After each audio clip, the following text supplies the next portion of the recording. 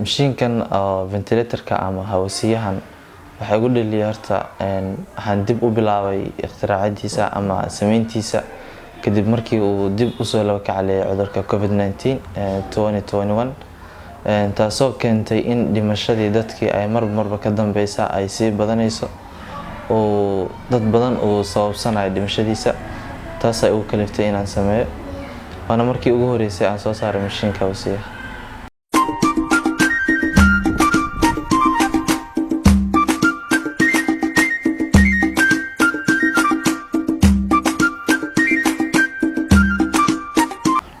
run ahaantii mashiinkan hadda aan soo saaray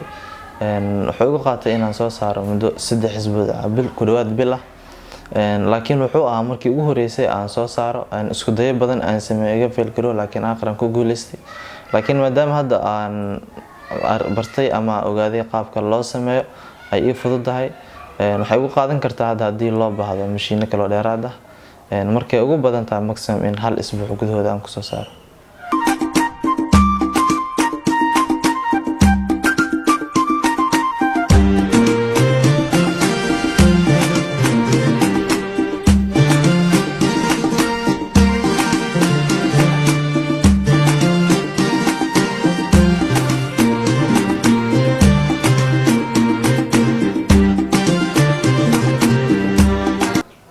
mashiinkan horta aan sameeyay waa ambubag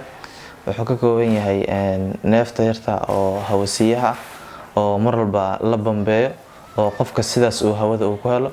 marka midda aan sameeyay waxay tahay in qofka mar walba ama hawada saas loo bambeenayo mar walba qof uu dul taagan yahay aysan macquul ahayn in saacadaas ama qofka uu dul taagnaada ama qofka uu ka caajisi karo si automatic ah qofkii in laga maarmo oo mashiinka kaliya hadii uu koronto u helo kadib sidaas uu ku shaqeeyo mashiinka aansan u baahnayn in qof mar walba uu bambeeyo mashiinka sidaas u shaqeeyo.